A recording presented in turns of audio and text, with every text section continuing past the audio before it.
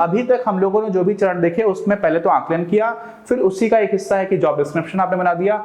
अब चलेंगे दूसरे चरण पे जिसको हम लोग बोलते हैं क्या, रिक्रूटमेंट, भर्ती, है ना। तो क्या हो गया, रोजगार समाचार निकल करके आ गया जहां पर आपने एडवर्टाइज कर दिया। बहुत सारे तरीके हैं लेकिन आपने मान लीजिए यहीं पर एडवर्टाइज कर दिया। तो क्या हो गया, भर्ती होती क्या है, भर्ती होती है आपको पोटेंशियली जो लोग आपके यहाँ पर आ सकते हैं उस रोल को फुलफिल कर सकते हैं, वो रिस्पॉन्सिबिलिटीज ले सकते हैं, ऐसे लोगों का पूल बनाना। पूल बनाने का मतलब क्या हुआ कि ऐसे लोगों का एक समुच्चय बनाने, एक सेट बना दिया। तो बोल देते हैं ढूंढने तथा उन्हें संगठन में पदों के लिए आवेदन देने के लिए प्रेरित करने की प्रक्रिया को ही हम लोग भर्ती बोलते हैं। कि आपने ढूंढ तो लिया लेकिन वो आप यहाँ आवेदन ही नहीं करना चाहें तब भी भर्ती इनकम्प्लीट है। तो भर्ती में आपने ढूंढा और साथ में वो लोग आवेदन करें, इस प्रक्रिया को हम लोग बोल देते हैं भर्ती।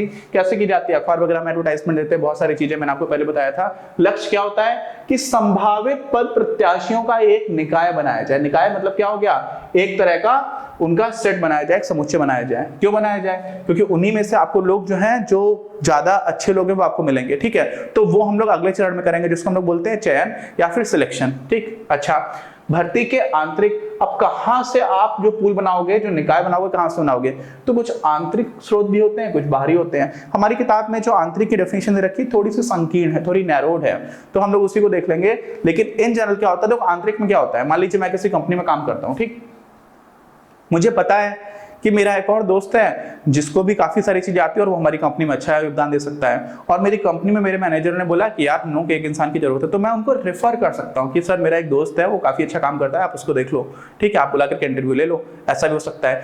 तो वो डायरेक्टली कंपनी का पार्ट नहीं था, लेकिन उस चैनल तक हम पहुंचे कैसे, तो इंटरनल सोर्स से ही पहुंचे, क्योंकि मैं तो ऑलरेडी कंपनी का पार्ट था, मेरा दोस्त नहीं था, लेकिन पहुंचे मेरे थ्रू।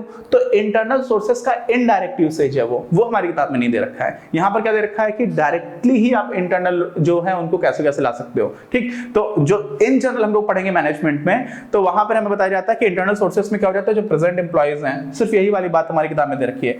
इनको कैसे निकाला जा सकता है भाई, इनका या तो आप प्रमोशन कर देते हो या इनका ट्रांसफर कर देते हो। मान लीजिए मेरे डिपार्टमेंट में किसी के व्यक्ति की आवश्यकता है तो मैंने दूसरे डिपार्टमेंट से अपना ट्रांसफर करा लिया, ठीक। या फिर किसी बड़ी पोस्ट की आवश्यकता है, जो एम्प्लॉय था उससे नीचे वाली पोस्ट पर, उसी का मैंने प्रमोशन कर दिया, तो पदोन्नति हो गया या स्थानांतरण हो गया, यहां से हम लोग काम कर ले जाते हैं, ठीक। एम्प्लॉय रेफरेंस, जो मैंने बताया कि मैं अपने दोस्त को रेफर कर सकता हूं कि सर ये अच्छा काम कर रहा है ना। ऐसे क्या हो जाता है, फॉर्मर एम्प्लॉयज, जो आपके पहले के एम्प्लॉयज थे, उनको भी यहां तक कि जो इंडिया में इंडियन एडमिनिस्ट्रेटिव सर्विस होती है IAS, ठीक है, तो बहुत सारे ऐसे हमारे चुनाव आयोग है ना, चीफ विजिलेंस कमिश्नर है, चीफ इंफॉर्मेशन कमिश्नर है, ऐसी कुछ ऐसी पोस्ट होती हैं जहां पर हम लोग नॉर्मली रिटायर्ड ब्यूरोक्रेट्स को बैठाते हैं, ठीक। तो यहां पर भी फॉर्मर एम्प्लॉयज ही काम आ जाते हैं, समझिए, जबकि वो राष्ट्रीय स्तर पर जो संगठन है उसको देखने वाली बात है, गवर्नमेंट का पार्ट है, ठीक। अच्छा, तो यहां पर उनका भी काम आ जाता है। फिर प्रीवियस एप्लीकेशंस, ये भी इंपॉर्टेंट होता है। मान लीजिए आज मैंने कोई पोस्ट निकाली, ठीक है, कोई भी टाइपराइटर की पोस्ट निकाली, उसमें बहुत सारे लोगों ने अप्लाई किया हुआ था, मैंने 2 ही लोगों को सिलेक्ट किया, बाकी के 20 लोग और थे जिन्होंने अप्लाई कर रखा था। कल को मुझे फिर से आवश्यकता हो तो बजाय मैं एक नया एडवर्टाइजमेंट देने के, इन्हीं लोगों के पुराने एप्लीकेशंस के थ्रू फिर से उनसे कांटेक्ट कर सकता हूं कि हमें फिर से आवश्यकता है कि आप अभी रेडी हैं। तो ये सारे क्या हो जाते हैं, इंटरनल सोर्सेस हो जाते हैं, है ना। लेकिन हमारी किताब में सिर्फ और सिर्फ प्रेजेंट एम्प्लॉयज की बात कर रखी है, तो वो संकीर्ण परिभाषा के अंतर्गत है, तो उसको भी हम लोग देख लेंगे। बाकी एक्सटर्नल सोर्सेस में तो आपको पता ही, एडवर्टाइजिंग सबसे पहले बता दिया कि आपको क्या करना है, प्रचार कर देना है किसी भी न्यूज़पेपर में, किसी भी वेबसाइट पर, ठीक। फिर एम्प्लॉयमेंट एजेंसीज होती हैं, ये भी होता है, आपको अभी सेल्स पर्सन की आवश्यकता है, ठीक, और आपकी कंपनी है मान लीजिए कानपुर में, और आपको सेल्स पर्सन चाहिए तमिलनाडु में, मदुरई में। अब वहां पर आप लोकल लैंग्वेज भी नहीं जानते हो, तो आपने वहां की किसी एम्प्लॉयमेंट एजेंसी से बात की कि भाई साहब हमें 5 लोग चाहिए हैं, हम उनको इतनी सैलरी देंगे, उनकी ये जरूरत होगी, आप करके दे दोगे क्या? वो बोलेंगे हम दे देंगे, हमें भी हर इंसान को जो मैं आपको प्रोवाइड करूंगा उसके लिए मुझे इतने पैसे चाहिए। तो ऐसी एजेंसीज भी होती हैं, ठीक है। एग्जीक्यूटिव रिक्रूटर्स होते हैं, हेड हंटर्स इनको बोला जाता है, उनके थ्रू भी लोगों को मिल जाता है। तो ये सारे सोर्सेस है जिसको अपने को बहुत डिटेल में नहीं पढ़ना है, करके हम लोग इन सारी चीजों को भी फटाफट देख लेते हैं। वॉक-इन्स होते हैं, वॉक-इन समझ हैं, वॉक-इन इंटरव्यूज होते हैं। मान लीजिए मैं एकदम बेरोजगार बैठा हूँ, ठीक है, और मैंने पढ़ाई लिखाई कर रखी है, मुझे कई सारी चीजें आती भी हैं, फिर मुझे अखबार मैंने उठा के देखा तो अखबार में लिखा हुआ है वॉक-इन इंटरव्यू। मैं गया, जहां पर भी वॉक-इन इंटरव्यू था वहां पे उनसे बातचीत की, उनको इंटरव्यू दिया और उनको मैं पसंद आ गया तो उन्होंने मुझे नौकरी दे दी। तो वॉक-इन इंटरव्यूज भी होते हैं, है ना। ये कब है इसका चलन? अब कॉलेज रिक्रूटमेंट का चलन बहुत ज्यादा है। जैसे मैं बिट्स प्लानिंग में था, हमारे कॉलेज में सारे लोगों का प्लेसमेंट हो ही जाता है, ठीक, जो भी बैठते हैं हो ही जाता है, ऐसा कभी नहीं होता। कई लोग बैठते नहीं है, जैसे मैं प्लेसमेंट में बैठा नहीं था, लेकिन प्लेसमेंट्स हो जाते हैं। तो कॉलेज में कई सारी कंपनीज तो एकदम फ्रेशर्स को उठा लेती है एक साथ, ठीक, तो ये हो जाता है। इंटरनेट रिक्रूटिंग भी चलने लगी है, तो ये सारे क्या हो गए, एक तरह के बाय सोर्सेस हो गए, ठीक है, आउट एक्सटर्नल सोर्सेस हो गए, ठीक। तो इन्हीं को फटाफट देख लेते हैं, जो बात है हम लोगों ने कर ली है। अब अच्छा, ये सोर्सेस तो देख ही चुके हैं, अब हम लोग पहुंच जाते हैं अगले चरण पर, ठीक है, चयन। तो अगला चरण जो होता है चयन, आपने बहुत सारे पोटेंशियली जो लोग आपके यहाँ पर आकर के काम कर सकते थे, तो जो पोटेंशियली कैपेबल लोग हैं उन लोगों का आपने एक पूल बना लिया, एक निकाय बना लिया। अब उनमें से आपको जो सबसे अच्छे लोग हैं उनको ढूंढना है, ठीक। तो उसी निकाय से इनको ढूंढने की प्रक्रिया होती है, इसी को हम लोग बोल देते हैं चयन। तो क्या हो जाता है, भर्ती के समय बनाए गए संभावित पद प्रत्याशियों के निकाय में से कर्मचारियों को चुनने की प्रक्रिया। आप चुनते हो, एक एक करके चुनते हो कि हाँ ये इंसान ज्यादा ठीक है। कैसे चुनते हो, आप कुछ टेस्ट कंडक्ट कराते हो, कुछ असाइनमेंट देते हो, कुछ उनको काम दिया, फिर उसके बाद उनका इंटरव्यू लेते हो।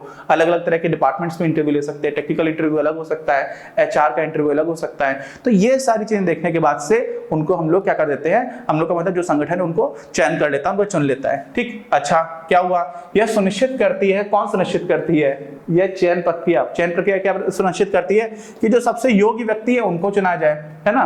ऐसा तो नहीं आपने पूल बना लिया, उनमें से बोला ठीक है जिनका नाम ए से है वो सारे लोग आ जाए, ऐसा तो होता नहीं है ना, कि जो स्टार्टिंग में रोल नंबर के लोग हैं कुछ नंबर दे दिया गया वो लोग आ जाए, ऐसा नहीं होता। वहां पर भी कोशिश होती है कि सबसे अच्छे लोगों को चुना जाए। दूसरी चीज क्या होती है इसी में, कि जो लोग चुन करके आते हैं ना, उनका खुद का सम्मान और प्रतिष्ठा में बढ़ावा होता है। उनको पता चलता है कि भाई 100 लोग गए थे जिसमें से 2 लोगों को लिया गया, मेरा भी सिलेक्शन हुआ, तो उनको खुद भी अच्छा लगता है। उनको ये भी समझ में आता है कि एकदम हलवा पूड़ी नहीं है कि आप कोई भी आ गया और मुंह उठा करके और उसको भी इन्होंने सिलेक्ट कर लिया। पहले तो वो लोग ही पोटेंशियली हायर किए गए थे, ऐसा नहीं था कि किसी को भी उठा लोगे आप, है ना। तो आपने वहां पर भी कुछ स्क्रीनिंग कर रखी, उसके बाद भी लोगों को आपने सिलेक्ट किया कुछ rounds of test and interviews के बाद, तो उनका खुद का सम्मान बढ़ता है, जो काफी इंपॉर्टेंट हो जाता है। और इसी में एक और चीज मुझे तीसरी चीज निकल करके आती है, वो आती है कि कंपनी अपने यहाँ हर तरह के काम को लेकर के गंभीर है, गंभीरता है, एक ढुलमुल रवैया नहीं चल रहा है ना। तो क्यों नहीं चल रहा है, क्योंकि हमने इतने सारे लोगों को लिया, हमने सारी प्रोसेस कंडक्ट की, उसके बाद आपका सिलेक्शन हुआ। तो जिस व्यक्ति का सिलेक्शन हो रहा होता है उसको खुद का सम्मान भी बढ़ जाता है और उसको ये भी लगता है कि हाँ यार कंपनी में जो काम है उसमें गंभीरता होती है, मजाक में नहीं चल रहा होता। तो वो व्यक्ति भी थोड़ा सीरियस होकर के सिंसियरिटी के साथ ही आगे कंपनी में इन्वॉल्व होगा, अपना कॉन्ट्रीब्यूशन, अपने योगदान उसी एटीट्यूड के साथ देना स्टार्ट करेगा।